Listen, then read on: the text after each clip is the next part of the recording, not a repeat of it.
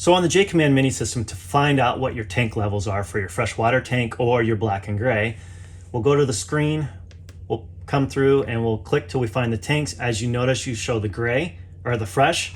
You have two different grays on this particular unit and one black. And as they fill up, they're going to turn shade gray, so as they go up higher.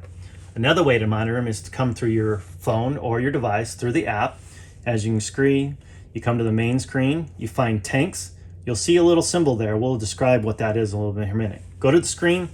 So if your freshwater tank gets down to a low capacity, you're going to get a orange triangle with an exclamation point in it.